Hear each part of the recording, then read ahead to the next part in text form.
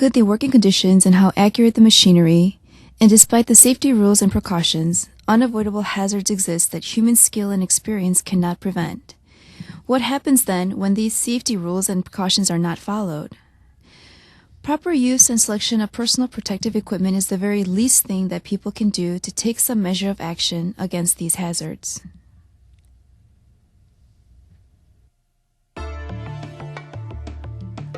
This is one accident that occurred on a construction site in Gyeonggi Province. Kim, whose job was to move bricks, took off his safety helmet to get ready for lunch.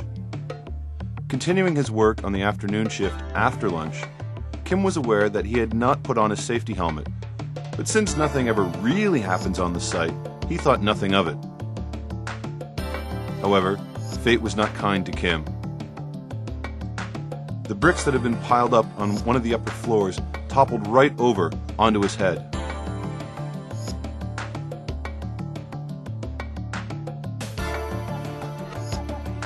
One moment's worth of careless thinking brought Kim close to death's door.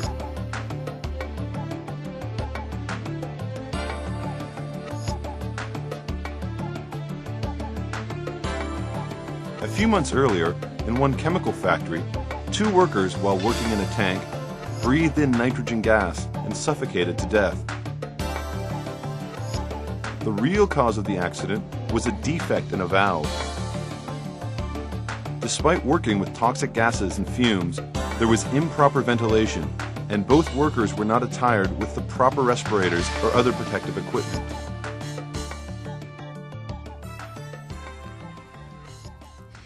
Do you know how many occupational accidents occur every year?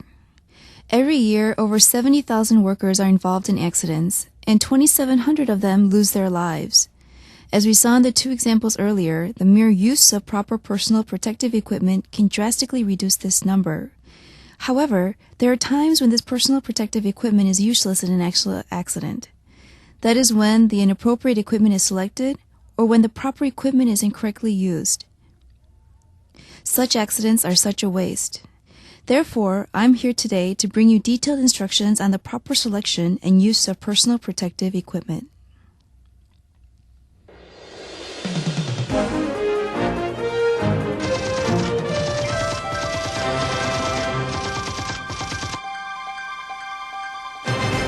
The most important part of the human body is without a doubt the head.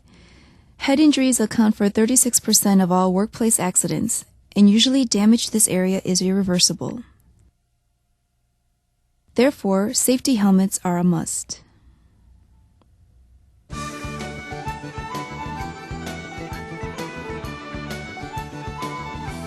There are largely 4 types of protective headwear: A, AB, AE, and ABE. Always choose the one most appropriate for the task at hand. Type A is used to protect your head against falling or flying objects. Type AB protects against falling objects and protects you in the event of a crash or fall. Type AE protects against falling objects and against electrocution. And type ABE protects against all 3 of these things.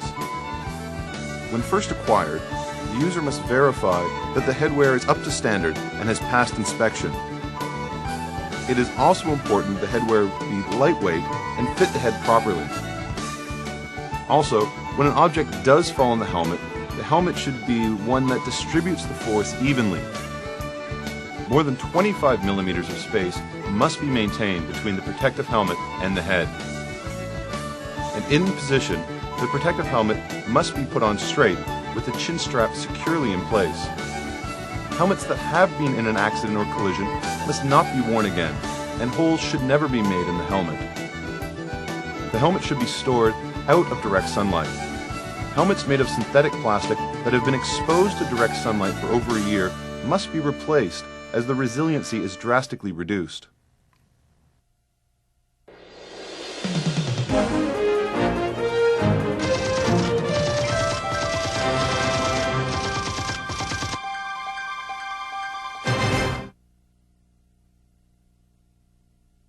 Eye injuries, compared to other parts of the body, do not occur that frequently. However, a simple injury or a slight oversight can cause one to lose their vision forever. That is why protective eyewear is important.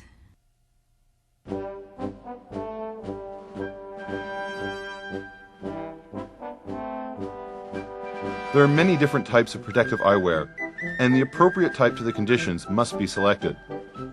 In areas with harmful radiation, such as welding plants, shaded eyewear is essential. Areas with flying debris require glass or plastic eyewear. In particular, areas that work with chemical liquids require plastic goggle-type eyewear. Users with poor eyesight can use protective goggles to protect against the discomfort of having to wear two pieces of eyewear.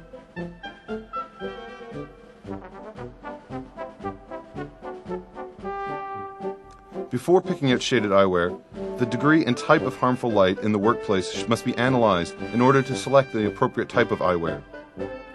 And in areas where the worker is in danger of foreign matter from the sides, eyewear with protective side shields or other accessory protection must be used. Protective eyewear must be comfortable, first and foremost, and must fit firmly in place. The material must be strong, durable, and light, and must allow for clear vision. Before using the goggles, make sure that the lenses are not scratched, broken, or dirty.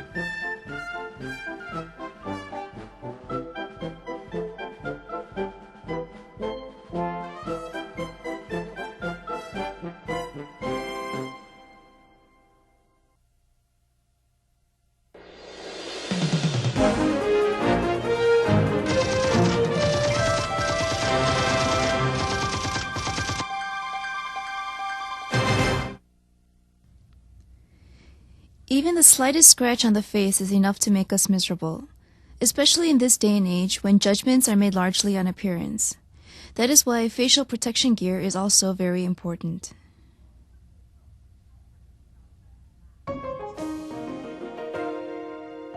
There are two types of face shields, welding and general. Welding face shields are used for arc welding, gas welding, and areas where there is the possibility of danger from harmful radiation and flying heated fragments. General face shields are usually worn over the goggles and are used for general welding, metalworks, carpentry, processing, and other general workplace. In selecting a face shield, make sure that it does not impede vision and that it is equipped with a sweatband of some sort. When worn, the face shield must fit firmly so that it does not move around when working, while at the same time, it should not impede one's movement.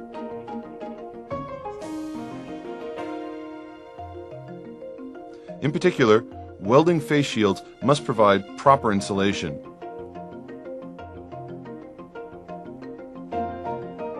The filter and cover plate is exchangeable and must fit firmly into place to prevent leakage from harmful radiation.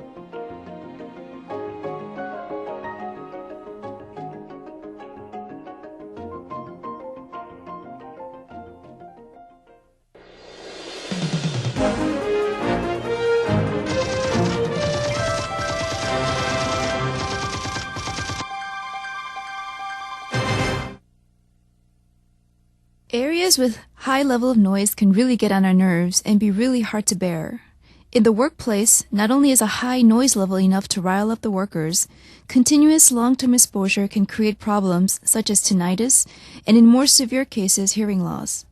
That is why when working for long periods of time in areas with a lot of noise and din, ear protection is necessary.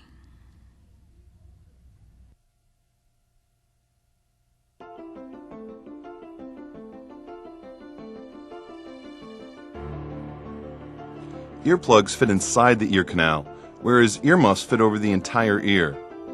Which one you select depends on the specific working conditions. Earplugs are used when the noise gets above 80 decibels and when physical conditions allow. However, when the noise level is much louder, protective ear covers or earmuffs are used. Earmuffs and earplugs can be used together when the noise level is much higher. Earplugs are small and easy to carry around and useful in working conditions that require a lot of mobility. Earmuffs, on the other hand, are larger and used for jobs that require little or no mobility. Earplugs must fit firmly in the ear canal so that they do not fall out and do not cause any pain or discomfort. Also, soiled hands must not be used to touch these earplugs, as the ear can become infected.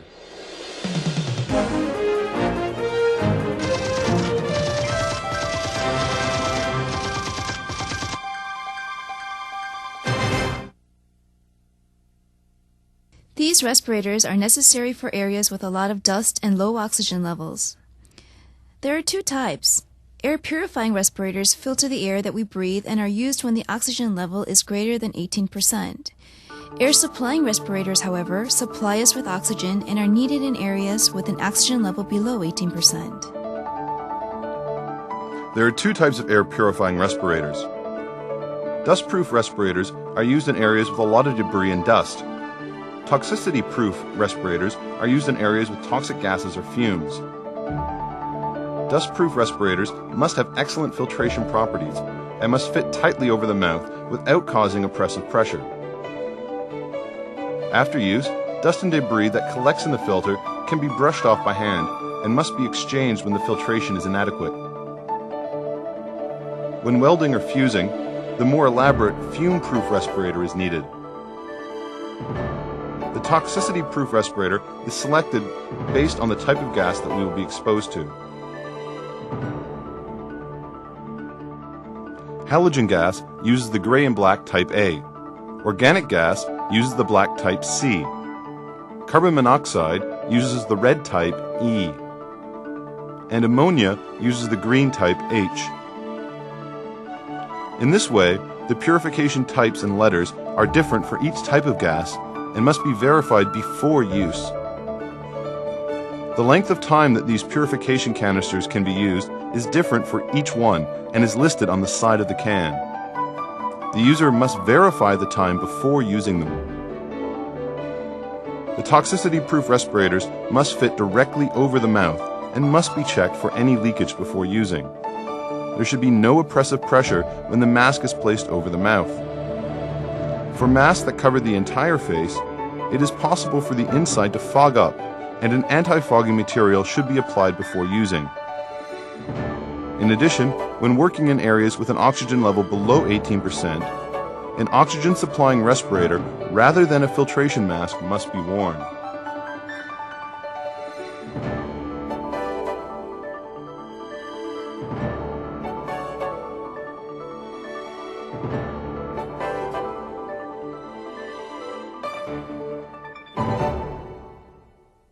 These air-supplying respirators allow workers to work for long periods of time in areas with low levels of oxygen. Again, they must be sturdy, lightweight, and comfortable. In particular, the hose is very important. It should be flexible with respect to its diameter, and workers should avoid ones that are corroded. Airline respirators bring in clean air from the outside, but the need for the long hose restricts movement. For mobile workers that need a large range of motion, the oxygen mask or air-supplying respirator is more efficient. After putting on the respirator and entering the dangerous working zone, the worker should move about as slowly as possible. When air supply seems to reduce, or there is any odor of gas or oil, or if the temperature rises suddenly, the worker must finish what they are doing and evacuate immediately.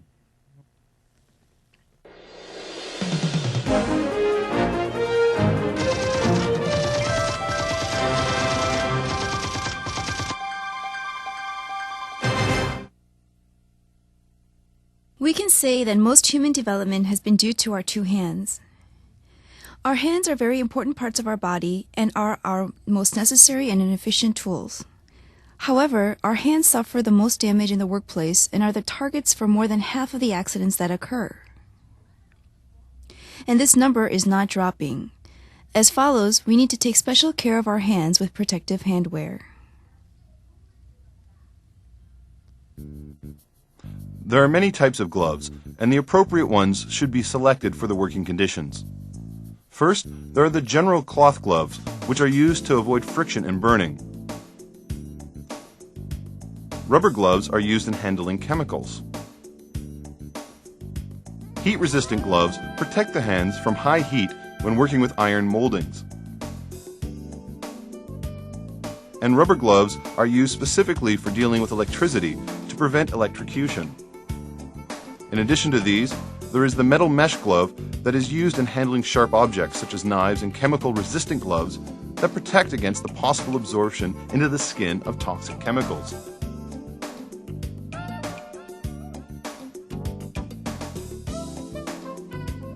First and foremost, gloves must be soft to the touch and flexible enough to bend and extend and grab objects. The user must flex their hands periodically to prevent the numbing of the hands while wearing the gloves.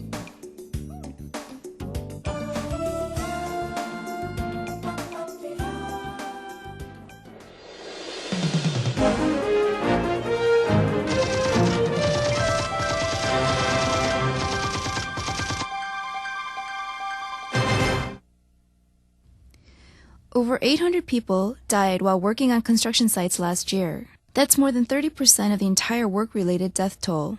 Of these, many were accidents that were caused by falls from high places. These safety supports that prevent falls can be considered the lifeline of the worker. Okay, now let's go find out in detail about how to use these safety supports.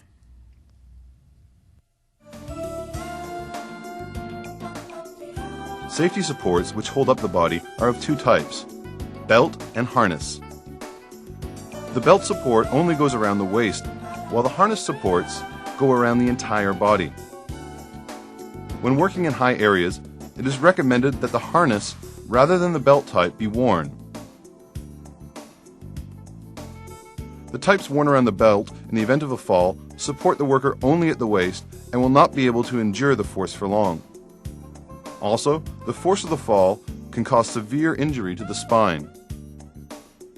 In contrast, the harness type supports, which first focuses the force on the shoulder and then redistributes it to the rest of the body, is by far the better and safer choice. Recently, this harness type support has been improved to distribute the force in two places and is more durable, allowing the worker to work lighter and safer than before.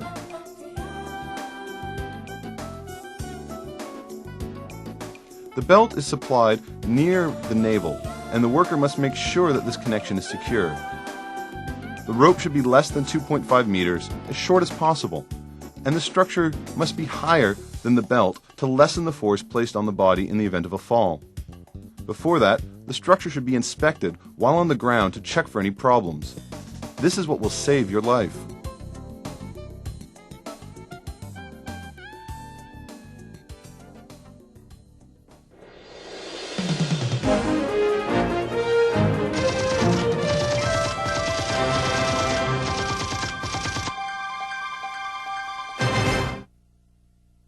Protective footwear that protect the feet from objects strewn around the workplace must be chosen carefully. First, the worker must make sure that the footwear has passed inspection and that it is efficient for their working environment. The shoes must also fit well, be lightweight, and allow the worker to flex their feet. The types of protective shoes include leather, rubber, electric shock proof, and insulated. Leather shoes protect the feet from falling objects, sharp objects, and shock. There are types for general, average, and advanced levels of work. In addition to the protective features of the leather shoe, the rubber shoe adds waterproof and chemical-resistant advantages, protecting against water, acid, and alkali. Electric shock-proof shoes discharges the electricity that comes into contact with the body to the ground through its outer covering. Insulating shoes are used in areas of low voltage and concentrate their protection only to the steel toes.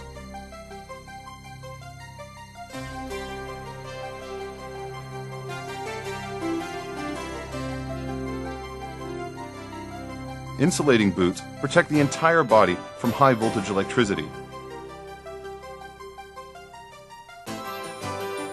Shoes with laces must be tied securely, and special care must be taken for electric shock-proof shoes that these laces do not come into contact with electricity.